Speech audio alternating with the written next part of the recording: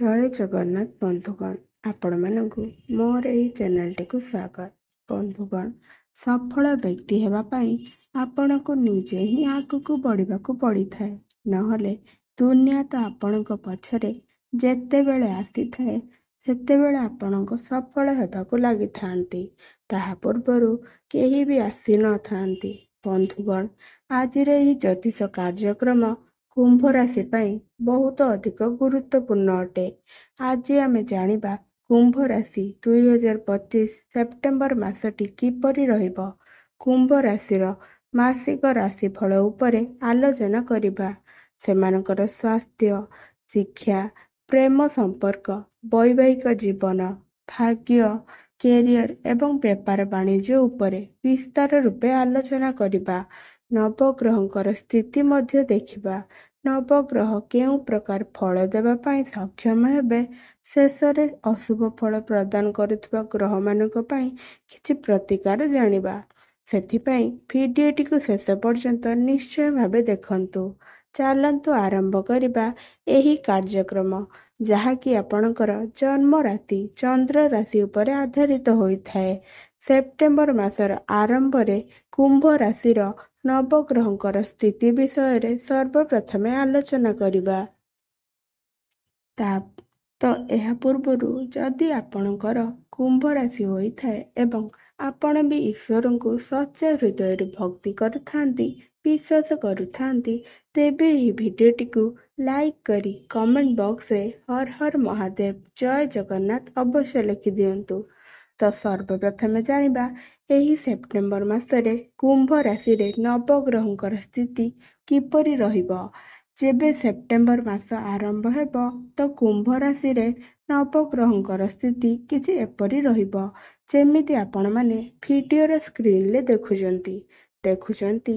ରାଶିଚକ୍ରର ଏକାଦଶ ରାଶି ହେଉଛି କୁମ୍ଭ ରାଶି ଏବଂ ଆପଣଙ୍କ ରାଶିର ଅଧିପତି ହେଉଛନ୍ତି ଶନିଦେବ ଏବଂ ଶନିଦେବ ଆପଣଙ୍କର ଦ୍ୱିତୀୟ ଭାବରେ ବିରାଜମାନ ଅଛନ୍ତି। ଆପଣଙ୍କର ପ୍ରଥମ ଭାବରେ ରାହୁ ବିରାଜମାନ ଅଛନ୍ତି। ଆପଣଙ୍କର ପଞ୍ଚମ ଗୃହରେ ଦେବଗୁରୁ ବୃହସ୍ପତି ବିରାଜମାନ ଅଛନ୍ତି। ଷଷ୍ଠରେ ଶୁକ୍ର ଏବଂ ସପ୍ତମ ଭାବରେ ସୂର୍ଯ୍ୟ, ବୁଧ ଏବଂ କେତୁ ବିରାଜମାନ ଅଛନ୍ତି ଏବଂ ଆପଣଙ୍କର ଅଷ୍ଟମ ଭାବରେ ମଙ୍ଗଳ ବିରାଜମାନ ଅଛନ୍ତି। ଧ୍ୟାନ ଦେଇ ଶୁଣନ୍ତୁ। ପ୍ରଥମେ ଆମେ ଜାଣିବା ସେପ୍ଟେମ୍ବର ମାସ 2025ର ସ୍ୱାସ୍ଥ୍ୟ ବିଷୟରେ। ତ ସର୍ବପ୍ରଥମେ ଆସନ୍ତୁ ଜାଣିବା ଆପଣଙ୍କର ସ୍ୱାସ୍ଥ୍ୟ କିପରି ରହିବ ଏହି ସେପ୍ଟେମ୍ବର ମାସ 2025ରେ। ବନ୍ଧୁଗଣ, ପ୍ରଥମ ଭାବ ହୋଇଥାଏ ଆପଣଙ୍କର ସ୍ୱାସ୍ଥ୍ୟର ଭାବ, ଆପଣଙ୍କର ଇମ୍ୟୁନିଟି ସିଷ୍ଟମର ଭାବ ଏବଂ ଆପଣଙ୍କର ଦ୍ୱିତୀୟ ଭାବରେ ଶନିଦେବ ବିରାଜମାନ କରିଛନ୍ତି। ଦେଖନ୍ତୁ, ଆପଣଙ୍କର ଏହି ମାସରେ ସ୍ୱାସ୍ଥ୍ୟ ତ ବହୁତ ଭଲ ରହିବ, କାହିଁକି ନା ଆପଣଙ୍କ ରାଶିରେ ଶନି 7.5ର ଅନ୍ତିମ ଚରଣ ଚାଲୁଅଛି, ମାନେ 7.5ର ସରିବାକୁ ଯାଉଅଛି। ତ ଆପଣଙ୍କର ସ୍ୱାସ୍ଥ୍ୟ ତ ଭଲ ରହିବ, କିନ୍ତୁ ମଙ୍ଗଳ ଅଷ୍ଟମରେ ଥିବାରୁ, ଶୁକ୍ର ଆପଣଙ୍କ ଷଷ୍ଠରେ ଥିବାରୁ ଆପଣ ଯଦି କେଉଁ ବାହାର ଜାଗାକୁ ବୁଲିବାକୁ ଯାଉଛନ୍ତି, ଲଙ୍ଗ ଡ୍ରାଇଭରେ ଯାଉଛନ୍ତି, ଲଙ୍ଗ ଟ୍ରାଭେଲ କରୁଛନ୍ତି, ଆପଣ ନିଜ ଖାଦ୍ୟପେୟ ଉପରେ ନିୟନ୍ତ୍ରଣ ରକ୍ଷା କରନ୍ତୁ। ଆପଣଙ୍କ ପାଦରେ କିଛି ଆଘାତ ମଧ୍ୟ ଲାଗିପାରେ ଏବଂ ପେଟ ସମ୍ବନ୍ଧୀୟ ସମସ୍ୟା କିଛି ଦେଖାଦେଇପାରେ। ଏଥିପ୍ରତି ଆପଣ ଟିକେ ଧ୍ୟାନ ଦେବେ। ଆପଣଙ୍କ ଭିତରେ ଟିକେ ଆଳସ୍ୟପଣ ଦେଖାଦେଇପାରେ। ଏଥିପ୍ରତି ଆପଣ ଟିକେ ଧ୍ୟାନ ରଖିବେ। ଏହି ମାସରେ ଆପଣଙ୍କର ଯେମିତି ବଡ଼ ସ୍ୱାସ୍ଥ୍ୟ ସମସ୍ୟା ନାହିଁ। ଏବେ ଜାଣିବା ଆପଣଙ୍କର ଶିକ୍ଷା କ୍ଷେତ୍ର କିପରି ରହିବ ଏହି ସେପ୍ଟେମ୍ବର ମାସ 2025ରେ। ଏବେ ଆସନ୍ତୁ ଜାଣିବା ଆପଣଙ୍କର ଶିକ୍ଷା କ୍ଷେତ୍ର କିପରି ରହିବ ସେପ୍ଟେମ୍ବର ମାସ 2025ରେ। ବନ୍ଧୁଗଣ, ପଞ୍ଚମ ଭାବ ହୋଇଥାଏ ଆପଣଙ୍କର ଶିକ୍ଷା କ୍ଷେତ୍ରର ଭାବ ଏବଂ ପଞ୍ଚମ ଭାବର ଅଧିପତି ହେଉଛନ୍ତି ବୁଧ ଏବଂ ବୁଧ ଆପଣଙ୍କର ସପ୍ତମ ଭାବରେ ବିରାଜମାନ ଅଛନ୍ତି। ବନ୍ଧୁଗଣ ଦେଖନ୍ତୁ, ଏହି ମାସରେ ଆପଣଙ୍କର ପାଠପଢ଼ାର ସ୍ଥିତି ବହୁତ ଭଲ ରହିଅଛି। ଖାସ୍ କରି 15-16 ସେପ୍ଟେମ୍ବର ପରେ ଯେତେବେଳେ ବୁଧ ତାଙ୍କର ସ୍ୱରାଶିକୁ ଚଳନ କରିବେ ଏବଂ ଉଚ୍ଚସ୍ଥ ହେବେ, ତ ଆପଣଙ୍କର ପାଠପଢ଼ାର ସ୍ଥିତି ବହୁତ ଅଧିକ ଭଲ ରହିବ। ଆପଣ କିଛି ଉଚ୍ଚ ଶିକ୍ଷା କରିବା ପାଇଁ ଚାହୁଁଥିଲେ, ଆପଣ ଯଦି ହାୟର ଏଜୁକେସନ୍ କରିବା ପାଇଁ ଚାହୁଁଥିଲେ କିମ୍ବା ପାଠପଢ଼ାରେ କିଛି ବଡ଼ ପରିବର୍ତ୍ତନ ଚାହୁଁଥିଲେ, ତାହେଲେ ଏହି ମାସରେ ନିଶ୍ଚିତ ଭାବେ କରିପାରିବେ। ଏହି ମାସରେ ଆପଣଙ୍କର ଶିକ୍ଷା କ୍ଷେତ୍ରର ସ୍ଥିତି ବହୁତ ହିଁ ଭଲ ରହିଅଛି, କାରଣ ବୁଧ ଉଚ୍ଚସ୍ଥ ଅବସ୍ଥାରେ ଆସିବାରୁ ଏବଂ ଶୁକ୍ର ମଧ୍ୟ କେନ୍ଦ୍ରକୁ ଚଳନ କରିବାରେ, ଯଦି ଆପଣଙ୍କର କିଛି କମ୍ପିଟିଟିଭ୍ ଏକ୍ଜାମ୍ ଅଛି, ଖାସ୍ କରି 14 ସେପ୍ଟେମ୍ବର ପରେ, ତେବେ ଆପଣଙ୍କର ସେଥିରେ ନିଶ୍ଚୟ ରୂପେ ଉନ୍ନତି କରିବେ। ସମସ୍ତ ଇଣ୍ଟରଭ୍ୟୁରେ ଆପଣ ସଫଳତା ଲାଭ କରିବେ। ଆପଣଙ୍କ ଭିତରେ ବୁଦ୍ଧି ବଢ଼ିବ, ଜ୍ଞାନ ବଢ଼ିବ। ଆପଣ ପାଠପଢ଼ାରେ କିଛି ବଡ଼ ଡିସିସନ୍ ନେଇପାରନ୍ତି, କିଛି ଫର୍ମ ଫିଲ୍ଅପ୍ ମଧ୍ୟ କରିପାରନ୍ତି। ଏବେ ଆସନ୍ତୁ ଜାଣିବା ଆପଣଙ୍କ ପ୍ରେମ ଜୀବନ କିପରି ରହିବ ଏହି ସେପ୍ଟେମ୍ବର ମାସ 2025ରେ। ବନ୍ଧୁଗଣ, ପଞ୍ଚମ ଭାବ ହୋଇଥାଏ ଆପଣଙ୍କ ପ୍ରେମ ଜୀବନର ଭାବ, ଶିକ୍ଷାର ଭାବ ଏବଂ ସନ୍ତାନର ଭାବ। ପଞ୍ଚମ ଭାବର ଅଧିପତି ହେଲେ ବୁଧ। ଆପଣଙ୍କ ସପ୍ତମରେ ବିରାଜମାନ ଅଛନ୍ତି, କିନ୍ତୁ ଆପଣଙ୍କ ପଞ୍ଚମରେ ଦେବଗୁରୁ ବୃହସ୍ପତି ବିରାଜମାନ ଅଛନ୍ତି। ଦେଖନ୍ତୁ, ଏହି ମାସ ବୁଧ ଆପଣଙ୍କର ପଞ୍ଚମ ଭାବକୁ ଚଳନ କରିବେ। ମଙ୍ଗଳ ଅଷ୍ଟମରେ ଅଛନ୍ତି, ଶୁକ୍ର ଆପଣଙ୍କ ଷଷ୍ଠରେ ଅଛନ୍ତି, ଆପଣଙ୍କ ଲଗ୍ନରେ ରାହୁ ବିରାଜମାନ ଅଛନ୍ତି। ଏହି ମାସ ଆପଣଙ୍କର ପ୍ରେମ ଜୀବନରେ 30-40% ସମସ୍ୟା ଦେଖିପାରେ।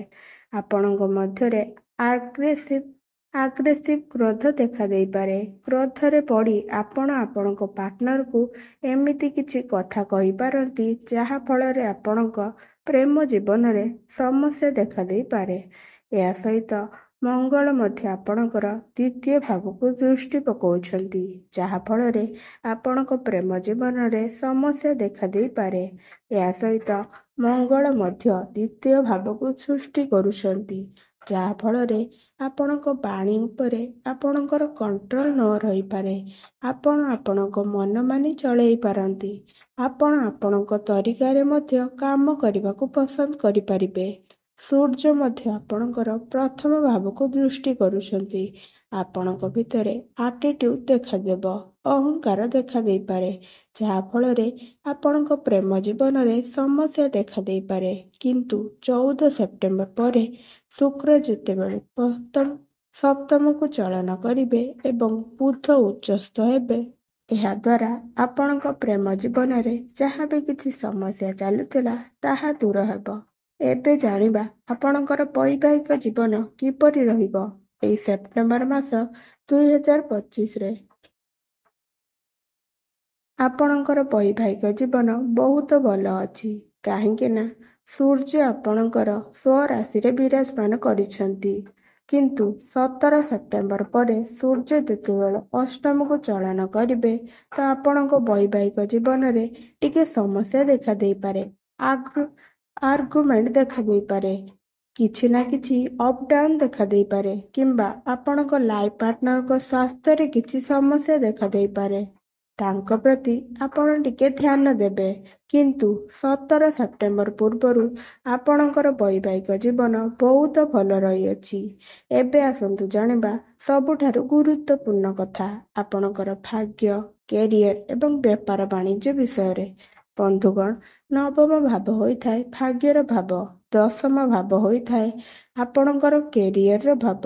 ନବମ ଭାବର ଅଧିପତି ହେଉଛନ୍ତି ଶୁକ୍ର ଏବଂ ଶୁକ୍ର ଆପଣଙ୍କର ଷଷ୍ଠରେ ବିରାଜମାନ ଅଛନ୍ତି। ଏହି ମାସର 15 ସେପ୍ଟେମ୍ବର ପରେ ଯେତେବେଳେ ଶୁକ୍ର କେନ୍ଦ୍ରକୁ ଆସିବେ ଏବଂ ବୁଧ ଉଚ୍ଚସ୍ଥ ହେବେ, ତାପରେ ଆପଣଙ୍କର ଭାଗ୍ୟ ଚମକିବାକୁ ଲାଗିବ। ଭାଗ୍ୟ ଆପଣଙ୍କର ସାଥ ଦେବ। ଆପଣ ଯଦି ବଡ଼ ଇନଭେଷ୍ଟମେଣ୍ଟ କରିବାକୁ ଚାହୁଁଛନ୍ତି, ତେବେ 15 ସେପ୍ଟେମ୍ବର ପରେ ନିଶ୍ଚୟ ରୂପେ କରନ୍ତୁ। ଦଶମ ଭାବ ହୋଇଥାଏ କ୍ୟାରିୟରର ଭାବ ଏବଂ ଦଶମ ଭାବର ଅଧିପତି ହେଉଛନ୍ତି ମଙ୍ଗଳ ଏବଂ ମଙ୍ଗଳ ଆପଣଙ୍କର ଅଷ୍ଟମରେ ଅଛନ୍ତି। ଟିକେ ଆପଣଙ୍କର କ୍ୟାରିୟରରେ ଅସୁବିଧା ଦେଖାଦେଇପାରେ। ଖାସ୍ କରି 17 ସେପ୍ଟେମ୍ବର ପର୍ଯ୍ୟନ୍ତ ଆପଣଙ୍କ ମନ କାମ କାର୍ଯ୍ୟରେ ନ ଲାଗିପାରେ, କିଛି ବାଧା ସୃଷ୍ଟି ହୋଇପାରେ। କିନ୍ତୁ 17 ସେପ୍ଟେମ୍ବର ପରେ ମଙ୍ଗଳ ଆପଣଙ୍କର ନବମ ଭାବକୁ ଚଳନ କରିବେ। ତ ଏହାପରେ ଆପଣଙ୍କ କର୍ମକ୍ଷେତ୍ରରେ ଉନ୍ନତି ହେବ। ଯେଉଁମାନେ ବେରୋଜଗାର ଥିଲେ ସେମାନଙ୍କୁ ଚାକିରି ମିଳିପାରେ। ବେପାର ବାଣିଜ୍ୟ ଆପଣ ଏହି ମାସରେ ଅତ୍ୟନ୍ତ ଶୁଭ ରହିବ। ଆପଣଙ୍କ ପାଖକୁ ନୂଆ ନୂଆ କାମ ଆସିପାରେ। ଆପଣ କିଛି ନୂତନ ବେପାର ମଧ୍ୟ ଆରମ୍ଭ କରିପାରନ୍ତି। ପୂର୍ବରୁ ଯାହା ସମସ୍ୟା ଥିଲା ତାହା ଦୂର ହେବ। ଏବେ ଆପଣଙ୍କର ଲାଭ ହିଁ ଲାଭ ହେବ। ତେବେ ବନ୍ଧୁଗଣ, ଆଶା କରୁଛି କି ଆଜିର ଏହି ଭିଡ଼ିଓଟି ଆପଣମାନଙ୍କୁ ନିଶ୍ଚିତ ରୂପେ ଭଲ ଲାଗିଥିବ। ଭଲ ଲାଗିଥିଲେ ଭିଡ଼ିଓଟିକୁ ଗୋଟିଏ ଲାଇକ୍ କରନ୍ତୁ, ଚ୍ୟାନେଲଟିକୁ ସବସ୍କ୍ରାଇବ୍ କରିଦିଅନ୍ତୁ ଏବଂ କମେଣ୍ଟ ବକ୍ସରେ ହର ହର ମହାଦେବ ଏବଂ ଜୟ ଜଗନ୍ନାଥ ଅବଶ୍ୟ ଲେଖନ୍ତୁ। ଧନ୍ୟବାଦ। ଜୟ ଜଗନ୍ନାଥ।